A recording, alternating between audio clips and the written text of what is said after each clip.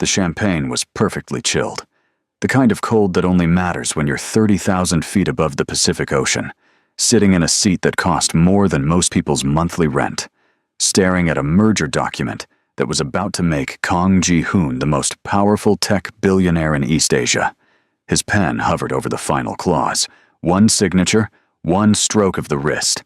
$3 billion would fold neatly into his empire like a napkin at a five-star restaurant. He had done this before. Signed things that changed lives. Signed things that ended careers, launched companies, and restructured entire industries. He was good at it. Cold, precise, deliberate. His secretary called him a machine. His board called him a genius. The Korean financial press called him the Iron Heir. None of those titles bothered him. None of them were wrong. He uncapped his pen. "Good evening, sir. Can I offer you something to drink before we begin our beverage service?" The voice stopped him, not because it was loud, not because it was unusual. It was the softest voice in the cabin, measured and professional, the kind of voice trained to soothe nervous flyers and impress difficult passengers. But something about its cadence reached inside his chest and pulled. His hand stilled. The pen didn't move. He told himself it was turbulence, except the air outside was glass smooth and the flight path was clean all the way to New York. He looked up. The world tilted.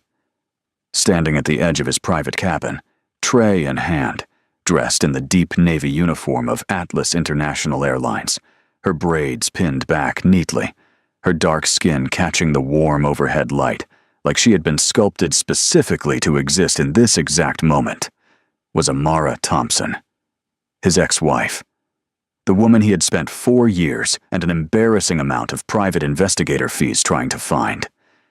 She saw him at the same moment he saw her, and the champagne glass on her tray made a single sharp sound against the second glass, a delicate collision that neither of them acknowledged because they were both too busy forgetting how to breathe. Her eyes, those deep brown eyes that had once looked at him across a small restaurant table in Itaewon and made him feel like the world had finally decided to be kind, went wide. Then they went professional. Then they went carefully, deliberately, painfully blank. "Sir," she said. Her voice did not shake.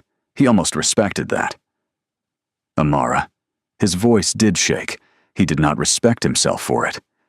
She placed the glass on his table with the practiced grace of someone who had trained herself to be invisible in difficult rooms, and she said, "Can I get you anything else?" As though he were a stranger. As though she had not once stood in a white dress in a small civil registry office in Mapo district and promised him everything. He stared at her. "You disappeared," he said. She walked away. He sat in that seat for the next 40 minutes without moving, without signing, without drinking the champagne, staring at a merger document that no longer meant anything to him. Every time she passed through the cabin, refilling glasses, adjusting overhead luggage, speaking softly to other passengers, he tracked her with the intensity of a man who had spent years learning to forget a face and had just discovered that every memory was still perfectly intact. The way she tilted her head when she listened, the slight upturn at the corner of her mouth when she was trying not to react to something, the way her hands moved, always graceful, always deliberate. She never looked at him again. He looked at nothing else. When turbulence hit somewhere over the northern stretch of the flight, sudden and sharp enough to make several passengers gasp, Amara was mid-aisle, moving toward the front of the cabin. She stumbled. Just once. Just enough. His hand shot out and caught her wrist. It was instinct. 4 years of searching had not killed the instinct. She caught herself and pulled her arm back in the same breath, and for exactly 1 second, they were close enough that he could see the thing she was trying to hide. The tremor in her jaw, the way she pressed her lips together and looked somewhere past his shoulder, the small war happening behind her eyes. "I'm fine," she said. "I know," he said. "You've always been fine. That's the problem." She moved away. He waited until 40 minutes before landing. then pressed the call button. When she appeared, her expression was composed in the way that expensive training produces. Pleasant surface, nothing underneath, completely unreadable. "Mr. Kang, how can I help you?" "I'd like to file a complaint," he said. She blinked once. "I'm sorry to hear that. I can connect you with our senior. I'd like to file it personally, in private, when we land." "Sir, there are proper channels for Amara." He said her name like a door opening. "You're not getting off this plane without talking to me." She held his gaze for a moment, and something flickered there.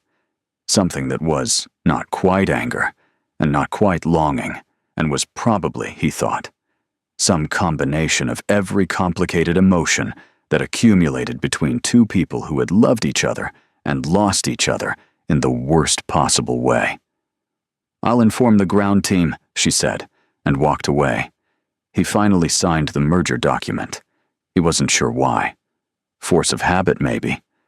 Or maybe it was the simple fact that billionaires do not stop being billionaires just because their hearts are doing something inconvenient. The private Atlas Lounge at JFK was the kind of room designed to make powerful people feel comfortable having uncomfortable conversations. Muted lighting, soft carpet, a drinks cart that nobody touched, wide windows showing the tarmac where the world continued moving while inside. Time felt suspended. Ji-hoon stood when she walked in. She didn't sit. "You have 10 minutes, she said. And she folded her arms across her chest like a woman building a wall with whatever material was available. 4 years, he said. 10 minutes, Ji-hoon. You vanished. Your number, your address, your family moved. I didn't even know which country you were in. I had investigators on 3 continents. And yet here I am, she said, her voice flat. Still breathing. Imagine that. Why?" He took a step toward her. "Why did you leave without telling me? Without a single word? You were my wife." Something crossed her face then, fast and sharp, like lightning that doesn't intend to be seen. "Was I?" she said quietly. "Because the last thing I heard was that you were engaged. Not to me." He went very still. "I heard it from your own family's press release," she continued, and now there was something beneath the professionalism, something that had been sitting in a locked room for 4 years and was done being patient. "Han Seo-yeon, political heiress, perfect family, perfect alliance." I read the entire announcement. 3 paragraphs about her background, and 2 sentences about how the union would strengthen the Kang Group's government ties. She paused. I wasn't mentioned. I had been erased. "Amara, I understood," she said. And the way she said it, the controlled devastation of it, hit him harder than anger would have. "I understood what I was. I was the mistake your family tolerated. The American flight attendant who caught your attention for a few months. The footnote. And when the real chapter started, the footnote gets removed. That is not what happened." "Then what happened?" she said, and her voice cracked, just slightly, just enough to tell him that the wall was real, but not impenetrable. "Tell me what happened, Ji-hoon, because from where I was standing, you chose your family's empire." "I chose you," he said.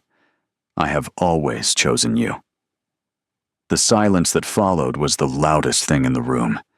She looked at him, and he could see her deciding whether to believe him, weighing it against 4 years of pain and survival, and building a life on the rubble of something she thought had been deliberately demolished. "Then why?" she said carefully.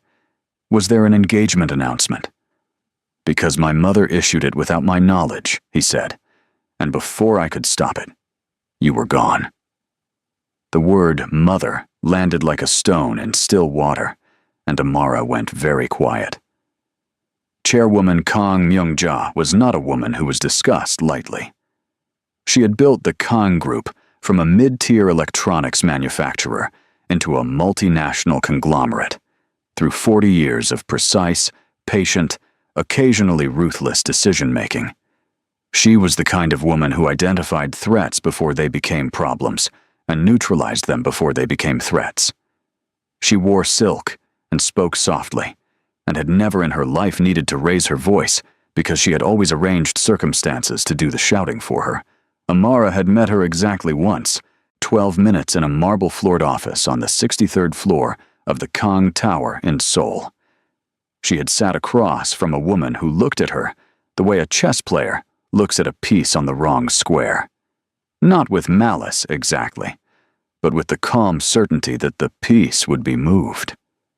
"Your relationship with my son is a distraction," Chairwoman Kang had said, and she had said it pleasantly, the way one mentions the weather. "I don't say this unkindly. You are clearly an intelligent woman. But Kang Ji-hoon is not a man who can afford distractions. Not at this stage." Amara had told Ji-hoon about the meeting that evening. He had been furious. He had called his mother. There had been a long, loud conversation that she had heard through the walls of his apartment. She had believed afterward that it was settled. She had been wrong. 3 weeks after that conversation, while Ji-hoon was in Tokyo closing a deal, a woman had appeared at the door of the apartment Amara and Ji-hoon shared in Seoul. Not Chairwoman Kang herself. She did not do her own errands, but a composed young executive assistant, carrying a slim folder. Inside the folder were photographs. Amara's younger brother, Marcus, outside his university campus. Her mother, walking from a grocery store in Atlanta. Her father's small auto repair business, the one he had spent 20 years building. Financial documents showing the outstanding loan on that business. A number, written in clean script, beside it. "The chairwoman would like to offer a gesture of goodwill toward your family," the assistant had said, in perfectly accented English. "Your father's loan cleared, a full scholarship for your brother, a monthly allowance to your mother for 5 years, in exchange for a clean separation." She paused.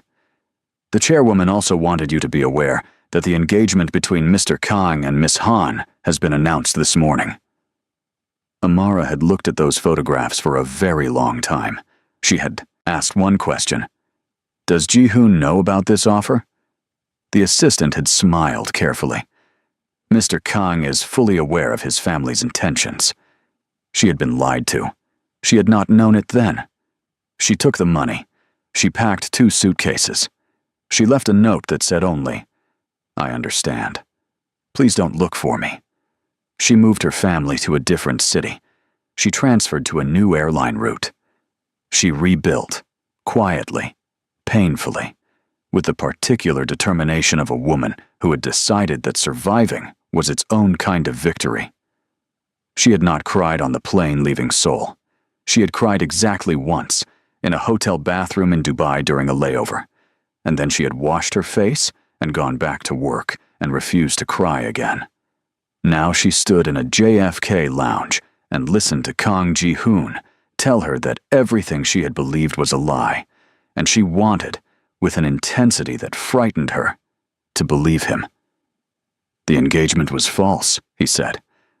"My mother announced it to the press to create a public fact that would be difficult to undo. I broke it within a week. Han Seo-yeon knew it was never real.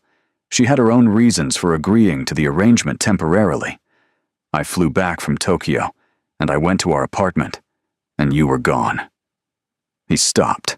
His voice had gone rough. "Your key was on the counter. Your closet was empty.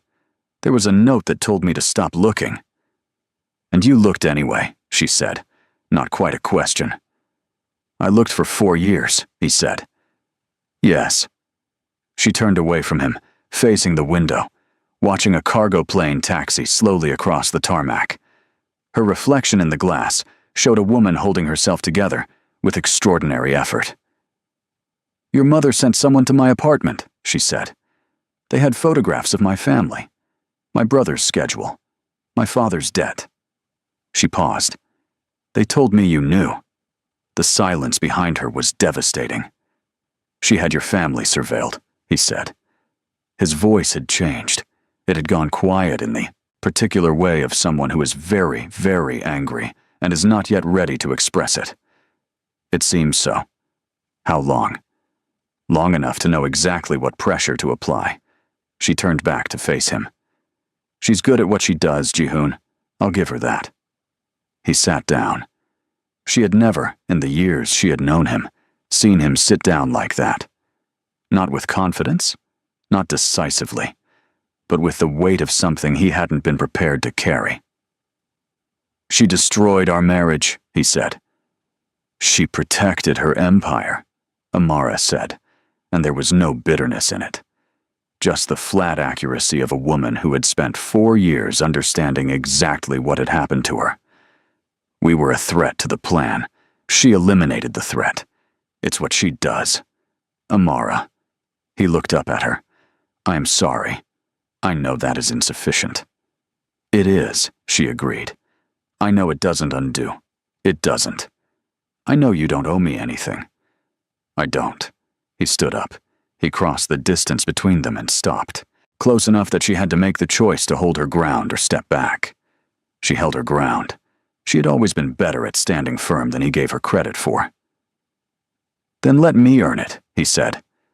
Let me show you what actually happened. Every record, every investigation file, everything I did to find you, everything my mother did to make sure I couldn't. He held her gaze. You built your life. I know that. I'm not asking you to demolish it. I'm asking you to look at the truth before you decide what to do with it. She looked at him for a long time. Fine, she said finally. Back in Seoul, in the 63rd floor office of Kong Tower, Chairwoman Kong received a brief message from one of the 3 people she employed specifically to monitor her son's movements. The message contained 4 words. He found her. JFK. The chairwoman set down her tea. She folded her hands on her desk. She looked out at the city spread below her like a map she had spent decades learning to read. Prepare the board, she said to the assistant beside her, and find out everything about her current situation. The assistant nodded and left quietly. The chairwoman returned to her tea. She was not alarmed. She had managed this before. She would manage it again. She was, however, paying attention. Ji-hoon spent 3 days in New York. He rescheduled 4 meetings, delegated 2 others, and told his secretary, who had seen him survive hostile takeovers, public scandals, and a particularly grueling regulatory investigation, that he needed a week. His secretary, who had also never heard him use the word need in a non-corporate context, simply said, "Yes, sir," and blocked his calendar. He and Amara met at a small cafe in Brooklyn that she had chosen. Neutral ground, public space, her terms. She came in her own clothes, without the uniform, and he was struck again by the fact that 4 years had not diminished anything. She was sharper now, more certain of herself. She sat, across from him, with the posture of a woman who had learned, through hard experience, exactly how much space she was entitled to take up. He showed her the investigation files. 12 folders, organized by year, containing records of every lead his team had followed and lost. Flight manifests that had been altered, addresses that led to empty apartments. A paper trail so carefully disrupted that even his investigators, the expensive kind, the kind who found people who did not want to be found, had spent 18 months hitting walls. She had people inside the search, he said, watching Amara flip through the files. Someone on my team was feeding her information. She knew every lead before we did. Amara looked up. She had your investigators compromised.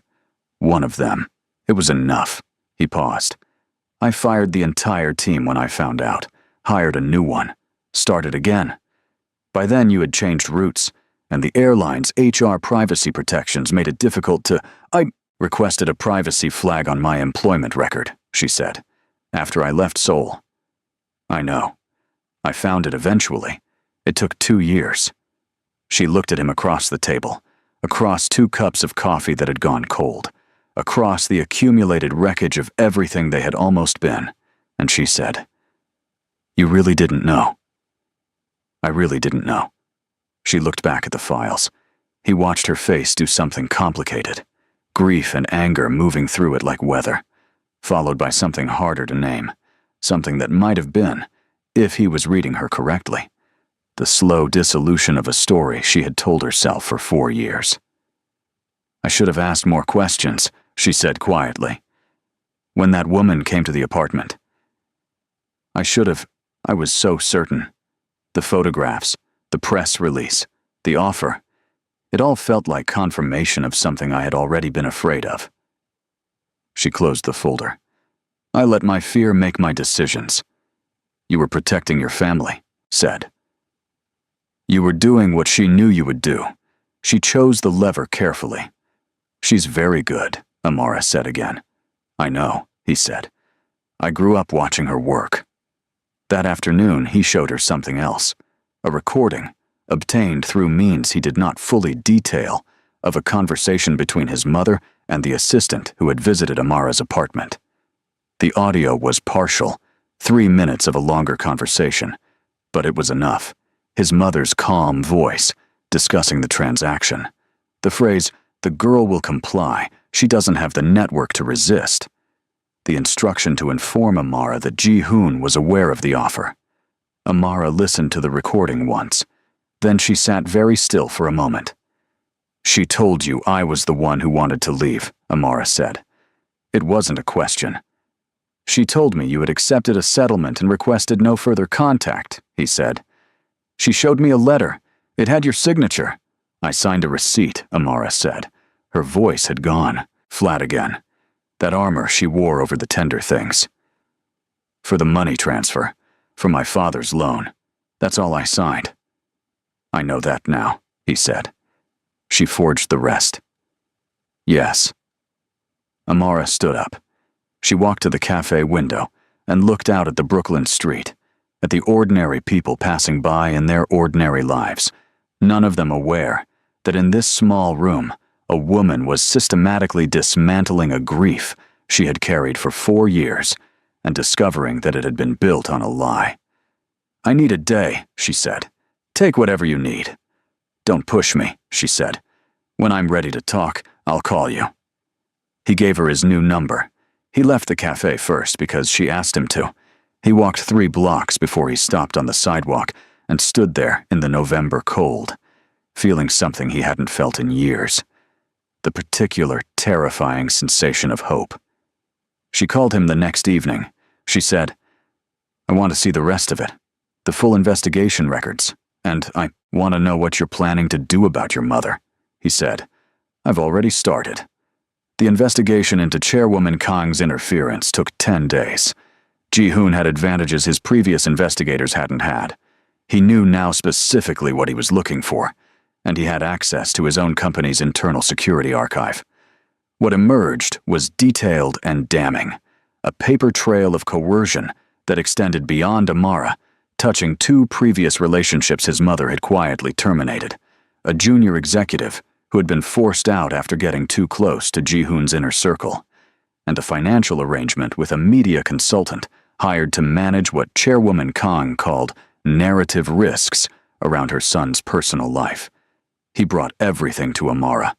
He watched her read through it at his dining table, surrounded by folders and a cold cup of tea, and he watched the last pieces of the story click into place for her. He watched her understand, fully and completely, the architecture of the manipulation. He watched her hands tighten on the paper and then consciously relax. He watched her breathe. "She's been doing this for a long time," Amara said. "Since my father died. Since she decided the company was more important than anything else, including me." He paused. "I think she loves me. I think this is what it looks like, from her perspective, protecting the family." "I know," Amara said quietly. "That makes it worse." He nodded. She looked up at him, and in her eyes, he saw the thing he had been watching for. The grief was still there, but it had shifted. It was no longer a wall. It was something she was holding, examining, deciding what to do with. "She took 4 years from us," Amara said. "Yes." "She surveilled my family. She forged documents. She paid someone to lie to me about the most important thing in my life." She set the folder down. "I have been carrying the belief that you chose an empire over me for 4 years. Ji-hoon. I built my entire understanding of myself, of my worth, around the idea that, in the end, I wasn't enough, that I was replaceable. Her voice was steady, but her eyes were bright. Do you understand what that does to a person? Tell me, he said. I stopped trusting my own instincts, she said. Every time I met someone who was kind to me, I waited for the price. Every time something good happened, I looked for the catch. I worked twice as hard as everyone else, and let myself believe that was normal because I was convinced that the only value I had was what I could produce. She stopped. I loved you enough to let you hate me, and I hated myself for it for years before I figured out how to stop. He crossed the room to her. She let him. I loved you enough to spend 4 years refusing to believe you were gone, he said. I turned down 2 arranged marriages. I fired half my executive team. I barely slept.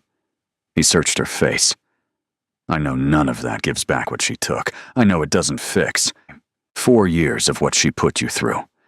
I know you built something without me, and I have no right to ask you to rebuild it around me again. He reached up and touched her face, gently, like someone handling something infinitely precious. But I am asking.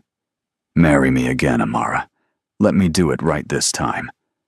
The silence stretched between them. She didn't answer. Not that evening. She stood up, gathered her coat, and at the door she turned back and said, I'll think about it. And he thought he saw, before she turned away, the beginning of something in her expression that was not quite a smile, but was in the same family. She thought about it for 2 weeks. In those 2 weeks, she had long phone calls with her mother in Atlanta. She had coffee with her closest friend from flight training, a no-nonsense Jamaican woman named Patrice, who listened to the entire story, and then said, Baby, if you don't see how this ends, I cannot help you. She took long walks in Prospect Park, alone, with her thoughts and the cold November air, and she dismantled every argument she had been making against hope and examined it honestly. She had built a good life. That was real. She had completed an online business degree. She had saved money carefully. She had applied, quietly, to a management trainee program at the airline, and she had been accepted. She was not who she had been when she left Seoul, small and frightened and convinced that love was a luxury she had lost the right to. She was someone who had survived and grown and made herself. That was not something she was willing to give up, but she was also done lying to herself about what she felt. She called Ji-hoon on a Tuesday morning and said, I need 2 things before I answer your question. He said without hesitation, Name them. First, she said, I need you to understand that I come back as myself, not as an appendage to your empire, not as a liability to be managed or a gap to be filled. I built something and I'm proud of it, and it comes with me. I know, he said. I would not ask for anything less. Second, she said, I need you to handle your mother, not for me, for yourself, because you cannot keep building your life on a foundation she is still controlling, and you know it. Silence. I know it, he said. Then we can talk. The confrontation with Chairwoman Kang happened on a Wednesday. Ji-hoon arranged it at the company boardroom rather than her office. A deliberate choice, a statement about where the power in this conversation resided. He arrived with his legal team and a thick folder of documentation. His mother arrived immaculate, unhurried, and utterly unsurprised, which told him everything he needed to know about her intelligence operation. She sat across from him and looked at the folder and said nothing. He laid it out methodically. The coercion, the forgery, the surveilled investigation, the paid interference. He spoke for 22 minutes and she listened without interrupting, which was its own kind of confirmation. When he finished, she said, I protected you from weakness. He had known she would say something like that. He had prepared for it. And still, it landed with the force of a slap. You destroyed my marriage, he said. I protected the company. You forged documents in my name. You had my wife's family surveilled and threatened. You had my own investigators compromised. He leaned forward. There is no version of this that is protection. This is control. You have been running my personal life like a subsidiary since my father died, and I am done treating it as loyalty.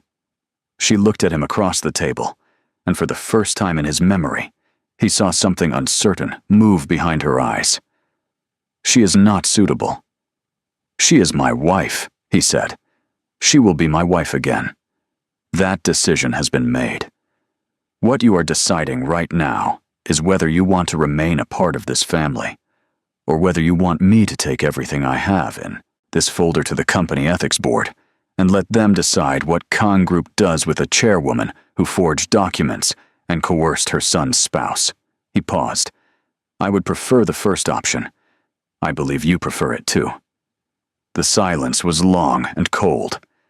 You would not, she said. I would, he said. I have already transferred voting authority documents to my legal team as a contingency. It takes one email. She looked at him for a very long time. Then she said, You have your father's stubbornness. I have your stubbornness, he said. That's what makes this credible, and you know it. Something shifted in the room. Not warmth. That was too much to hope for between these two in this place. But a kind of acknowledgement, a recognition of where the lines now were. What do you want? She said. I want you to step back from my personal life, completely and permanently. I want a formal restructuring of voting rights that ensures the board cannot be used to pressure decisions about my private affairs. And I want a private acknowledgement, not public. I'm not interested in humiliating you, of what you did to Amara and what it cost. She was quiet for a moment. And if I refuse? Then we have a much longer conversation, he said, and it involves significantly more people than are currently in this room. She left without agreeing and without refusing. She left the way powerful people leave rooms when they are recalculating, with composure and without looking back. 2 days later, her legal team contacted his. Negotiations on the voting restructure began. It was not a surrender. Ji-hoon knew his mother well enough to know that she was not done, that she was regrouping, that there would be other attempts. But it was a line that had never existed before, and it was enough to move forward. He told Amara everything. She listened, and she asked questions, and she nodded, and at the end she said, She's not going to make this easy. No, he agreed. I can handle difficult, she said, and the quiet certainty in her voice was one of the things he had missed most without being able to name it. That particular strength of hers, the kind built not from never being hurt, but from being hurt and continuing anyway. I know you can, he said. I want to be clear about something, she said. I'm not coming back to be a trophy or a point you're making to your mother or a symbol of your independence. I am coming back because I love you. I've always loved you. That was never in question. She met his eyes. If this stops being about love and starts being about something else, I will leave again. And this time, you won't find me. I know, he said. Good, she said. Then yes. He looked at her. Yes, she said again, and smiled. And it was the realest thing he had seen in 4 years. The press conference was scheduled on a Thursday morning. The financial press expected a merger announcement. There had been deliberate rumors seeded about a new acquisition in the European market, enough to fill the room with cameras and journalists. Ji-hoon stood at the podium in a dark suit, his legal team to one side, his communications director to the other. His mother stood to his left. She had insisted. He had allowed it because she was still chairwoman, and he was not yet at war with her, and because part of him, the part that was still her son, believed she deserved the chance to handle this with dignity. The room settled. He leaned into the microphone. 4 years ago, he said, The most important person in my life was forced to disappear. The room shifted. Notebooks came up. Phones appeared. Through a combination of deception, coercion, and document forgery, my wife was manipulated into believing that I had chosen my family's business interests over our marriage. She left to protect her family from threats made against them. He paused. The room was absolutely silent. I spent 4 years looking for her. Last month, I found her. A camera flash went off, then several more. The Khan Group will be announcing a governance restructure that separates family authority from operational leadership. This is long overdue and reflects the company's commitment to transparent governance. He stepped back from the podium. The room erupted. He walked off the left side of the stage, where Amara was standing behind a sound curtain in a deep burgundy dress, her braids loose around her shoulders, her face calm in the particular way of someone who has decided to stop being afraid. He took her hand. He walked back onto the stage. The room got louder. He spoke into the microphone, his voice steady. "This is my wife. We will be remarrying. I wanted you to hear it from me, directly, rather than from a press release." The cameras were relentless. Somewhere in the crowd, a journalist shouted a question about the governance restructure. Another shouted something about the previous engagement. Someone near the back was already on the phone. The stock ticker did something interesting for about 40 minutes before stabilizing.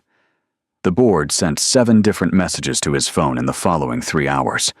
He read none of them. His mother, on the stage beside him, stood straight and still and expressionless. And later, in a brief statement of her own that nobody had asked for and everybody published, she said that she supported her son's personal decisions and wished the couple well. It was the most expensive sentence she had ever forced herself to say, and Ji-hoon knew it, and he was grateful for it, even while knowing it was not enough. 2 weeks after the press conference, at the Kang Foundation's annual charity gala, Amara wore a black off-shoulder gown and stood in a room full of people who had opinions about her. She knew they had opinions. She could feel them, the assessments, the whispers, the particular kind of attention that is not admiration, but its close and unfriendly cousin. She handled it the way she had learned to handle everything, with her back straight and her face composed, and her absolute refusal to perform discomfort for an audience that hadn't earned it. She was speaking to the foundation's literacy director when Chairwoman Kang appeared at her elbow. Ji-hoon was across the room. Far enough. The chairwoman looked at her with the expression of someone who has decided to conduct a final test. "You understand," she said, quietly, pleasantly, in the tone she used for all her most dangerous conversations, that this world has certain expectations, certain standards. You are a lovely woman, but lovely women who do not belong here have a habit of finding it very uncomfortable. Amara looked at her. She thought about the apartment in Seoul and the photographs of her family and the assistant with the slim folder, and 4 years of rebuilding herself from the belief that she had not been enough. She thought about her father's auto shop and her brother finishing his degree, and her mother's voice on the phone saying, "Baby, you sound different. You sound like yourself again." She thought about the woman she had become in the space that grief had carved out. Tougher, sharper, more honest, more genuinely herself than she had ever been when she was afraid. She looked at Chairwoman Kang and said, calmly and clearly, "I survived you. I belong anywhere." The nearest cluster of guests went quiet. One of them began to applaud, softly at first, then less softly. The literacy director, who had heard the exchange, made no effort to hide her smile. Someone further along the room, who had not heard, but had seen, began to applaud as well, for reasons they couldn't fully articulate, but felt with certainty. Chairwoman Kang held her gaze for 1 more second. Then she inclined her head, barely the smallest possible acknowledgement, and moved away. Ji-hoon was beside Amara within 30 seconds. "Are you all right?" he said. "I'm fine," she said. And this time when she said it, it was true. Entirely. Uncomplicatedly true. I'm better than fine. The governance restructure was completed within 6 weeks. A new board framework separated Chairwoman Kang's ceremonial role from operational decision-making authority. Ji-hoon's voting rights were restructured in a way that made future interference effectively impossible. The political alliance that his mother had spent years building through his social life quietly dissolved, which caused a brief media ripple and then stopped being interesting. The former fiancé, Han Seo-yeon, issued a brief and somewhat dignified public statement, confirming that her previous connection to the Kang family had been a business arrangement, and wishing everyone involved well. She was, Ji-hoon had always believed, a decent person placed in an indecent situation, and he wished her the same.